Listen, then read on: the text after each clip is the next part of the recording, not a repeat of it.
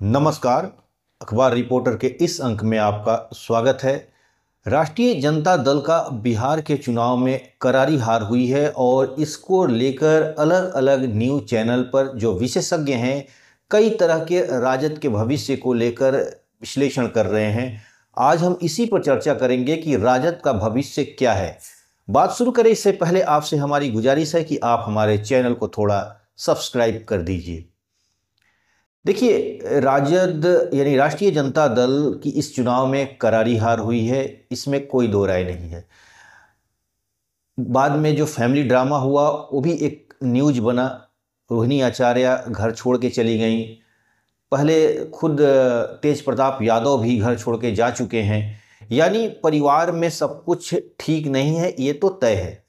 लेकिन अब सवाल ये होता है कि ऐसा क्या हुआ है कि जिससे जो राजनीतिक पंडित ये कह रहे हैं कि राजद अब खत्म हो जाएगी। क्या वाकई में राजद खत्म हो जाएगी? तो इसके पीछे कई राजद के हम पुराने इतिहास को भी देखेंगे। राष्ट्रीय जनता दल जब शुरुआती दौर में हम 90 के दशक की बात करें तो ये पार्टी हमेशा एक उथल फुथल और उतार चढ़ाव से के दौर से गुजरी है। लालू प्रसाद जी के यादों के समय याद करिए, जब उनके ऊपर चारा घोटाला का आरोप लगा था तो ऐसी परिस्थितियां उस समय भी आई थी। लालू प्रसाद जी को जेल जाना पड़ा और उनके पार्टी के उनके रिश्तेदारों ने ऐसा माहौल बनाया था कि ये पार्टी अब हमारे कब्जे में आ जाएगी।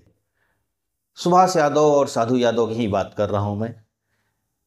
ऐसा मैं ये नहीं कह रहा हूं कि सुभाष यादव ने कहा था कि हम पार्टी पर कब्जा कर लेंगे या साधु यादव ने कहा था, ऐसी बात नहीं है।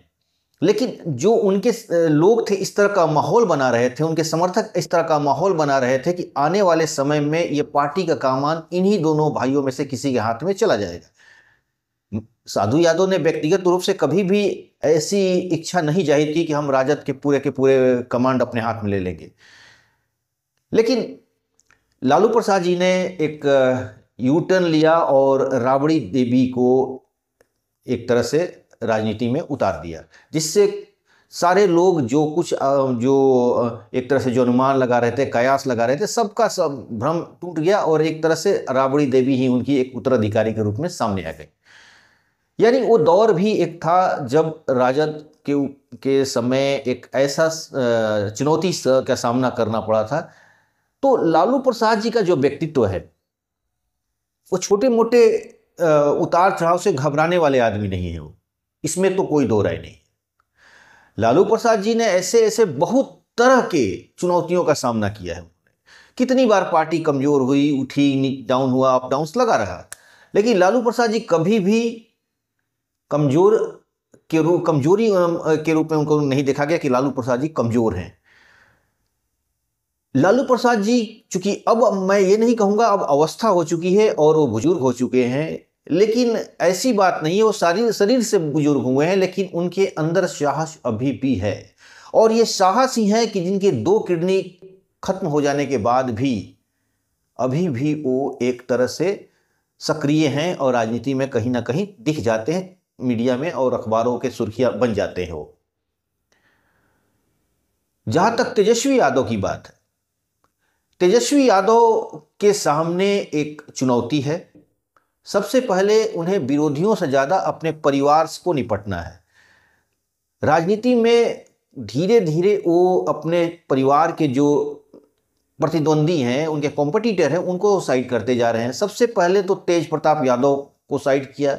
दूसरे दावेदार जो हैं रोहिणी यादव का भी आपने देखा ही पूरा का पूरा ड्रामा क्या चला।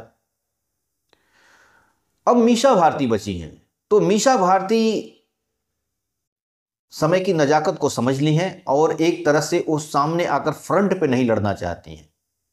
जिस तरह भावनाओं में बहकर रोहिणी आचार्य ने किया और भावनाओं में बहकर तेज प्रताप यादव अक्सर बयान देते रहते हैं। उन्होंने इस तरह का कोई मीडिया में बयान नहीं दिया है जिससे उनके छवि पर या तेजस्वी यादव और उनके बीच में कोई मनमुटाव या कोई तनाव का माहौल सामने आए। भविष्य में क्या होगा वो नहीं पता है, लेकिन अभी तक वो एक बैलेंस बना के चल रही हैं। जो लोग कहते हैं कि आगे राजद का क्या भविष्य होगा, तो राजनीति में हमेशा कोई भी सीधी लाइन नहीं चली जाती है। राजनीति हमेशा गोल गोल घूमता है, यानी एक साइकिल में चलता है, यानी अप डाउन होते रहता है। राजद का समय खराब चल रहा है, इसमें कोई दो राय नहीं है, लेकिन ये नहीं कि राजद खत्म हो जाएगी। ये तेजस्वी यादव की अपनी क्षमता और अपनी काबिलियत का अब इम्तहान है।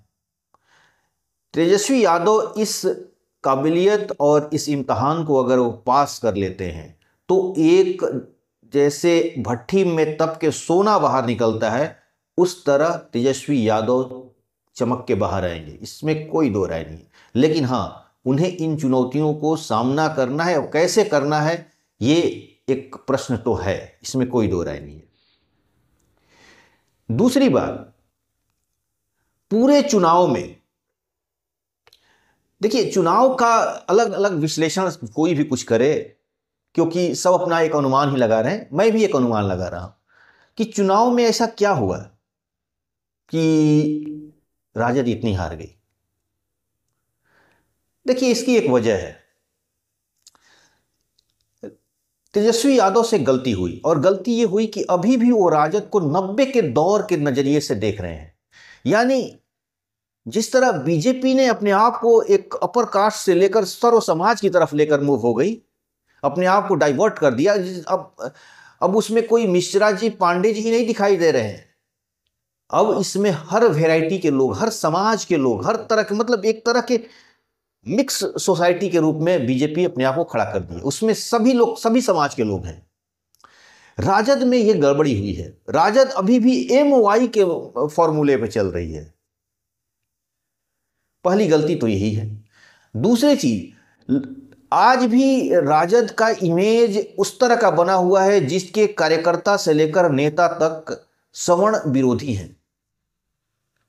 इलेक्शन के कुछ दिनों तक इनके नेता अक्सर बयान भी दे रहे थे, भूरा बाल साफ करो, ये वो पटांग बयान दे रहे थे, लेकिन तेजस्वी यादव उनका खंडन नहीं किए, उनका विरोध नहीं किए। ये एक मैसेज गया, खराब मैसेज। दूसरी बात, अब पूरा का पूरा समाज यादवों को एक किनारे कर दिया है। जिस MOI फैक्टर्स को राजद अपना हथियार समझ रही है, वो अब उसकी कमजोरी बन चुकी है। तेजस्वी यादव ने उन ही चेहरे पर ज्यादा फोकस किया जो लालू के जमाने से ही थे, मतलब उसी तरह का वैरायटी सामने लाया। यानी क्रिमिनल्स लोग, दबंग लोग, या नहीं भी हैं तो इस तरह का माहौल खड़ा कराया गया कि ये दबंग लोग हैं। इसकी वजह से जो राजद का इमेज में कोई बदलाव नहीं आया। राजद आज भी अगर अच्छे अच्छे लोगों को राजनीति में लेकर आ रही है, यादव में जो पढ़े लिखे जर्नलिस्ट हो, पत्रकार हो, या जो भी फील्ड में राजनीति में ही उनका एक लिबरल छवि हो, ऐसे लोगों को अगर राजनीति में अभी भी लेकर आ रही है, पुराने जो क्रिमिनल्स माइंड के लोग हैं उनको साइड करे, तो राजद फिर से अपने आप को आगे कर सकती है। क्योंकि समय का नजाकत समझ के नजाकत समझना होगा, समय बदल चुका है। और वो पुराना दौर नहीं है कि आप रंगदार बन के, राइफल लेके, गोली बंदूक सिक्सर, ये सब नहीं चलेगा भाई। अब आपने इस तरह का लोगों को राजनीति में लाकर आपने पूरे उन यादव समाज को भी एक तरह से बदनाम किया। ये इस तरह के गाने गाने वालों की बात कर रहा हूं मैं, जो कि पढ़े लिखे हैं, सभ्य हैं, प्रोग्रेसिव हैं, डेवलपमेंट चाहते हैं, उन्हें अगड़े पिछड़े से कोई मतलब नहीं, वो समाज को, बिहार की भलाई चाहते हैं। ऐसे लोगों को राजनीति में लाना होगा। और ये सब जब भी, जैसे ही अगर शुरुआत होगी, आने वाले समय में राजद की छवि सुधरने लगेगी।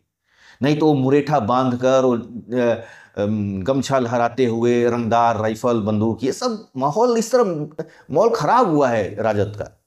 यानी राजद को कुल मिलाकर सबसे बड़ी चीज कि उसे पिछड़ा अगड़ा। देखिए, एक चीज मैं बताऊं यहां पर, अब लड़ाई अगड़ो पिछड़ा की नहीं रह गई है। राजनीति में लड़ाई अब पिछड़ों बनाम पिछड़ों की हो चुकी है। ये बात राजद को समझना होगा। अब अपर कास्ट के वो डोमिनेंट वाले नेचर वाले लोग नहीं रहे राजनीति में। कुछ एक आध गो तो रहेंगे ही, हमेशा रहेंगे, लेकिन अब मैक्सिमम लोग अब अपर कास्ट में लोग हैं, वो लिबरल हैं, पढ़े लिखे हो चुके हैं, वो दौर खत्म हो गया है। तो आज भी उनसे अगर टकराव की राजनीति करेंगे तो नहीं हो पाएगा। आपको अब ये सोचना होगा कि आपके कॉम्पिटिटर अब अपर कास्ट नहीं है, राजद के कॉम्पिटिटर उनसे पिछड़े ही समाज के लोग हैं, जो गैर यादव हैं। वो आपके टांग को खींच रहे हैं, वो आपको डोमिनेट, अपने आप को वो अपना पावर दिखाना चाहते हैं, लेकिन आप हमेशा सोच रहे हैं कि नहीं हम ही सर्वे सर्वा है, तो नहीं हो पाएगा। इसलिए आपको ये मान के चलना होगा कि अब लड़ाई अगड़ों और पिछड़ों की न रह के पिछड़ों बनाम पिछड़ों की हो चुकी है। यानी आपकी लड़ाई अब पिछड़ों से ही है। राजनीतिक लड़ाई की बात कर रहा हूं मैं, गोली बंदूक और तोप भाला की बात नहीं कर रहा हूं मैं राजनीतिक लड़ाई की बात कर रहा हूं। तो राजद को अपनी उस छवि को, जिसमें वो शुरू से ही अगड़ा पिछड़े की जो राजनीति की है, उससे बाहर होना होगा। क्रिमिनल्स टाइप के लोगों को साइड करना होगा। पढ़े लिखे और सुलझे हुए लोगों को, जो अपने समाज में कुछ अच्छा किए हैं, उनको राजनीति में लाना होगा। दूसरी चीज कि अपने प्रवक्ताओं को, जो उनके पार्टी प्रवक्ता हैं, वैसे लोग आपने प्रवक्ताओं को लाया था। जिस आप उन लड़कियों को, मैं महिला को आलोचना नहीं कर रहा, आप अच्छी महिलाओं को लाइए जो अगड़े पिछड़ों से लेकर समाज के डेवलपमेंट की बात करें, विकास की बात करें, ऐसे लोगों को लेकर आइए। आपने मनुवादी, जातिवादी, ये सब चीज से आपको बाहर निकलना होगा, क्योंकि समाज बदल चुका है भाई, आपको ये समझना होगा। तो ये कहना कि राजद खत्म हो जाएगी, तो मुझे नहीं लगता कि राजद खत्म हो जाएगी। राजद इम्तहान का दौर से गुजर रही है, यानी तेजस्वी यादव को अब दिखाना होगा कि हम इम्तहान में फेल होंगे या पास होंगे, क्योंकि ये परीक्षा चल रहा है उनका। तो आज के अंक में बस इतना ही। नए के साथ फिर आपसे मुलाकात होगी। आपसे हमारी गुजारिश है कि आप हमारे चैनल को थोड़ा सब्सक्राइब कीजिए, लाइक और शेयर जरूर करिएगा। धन्यवाद।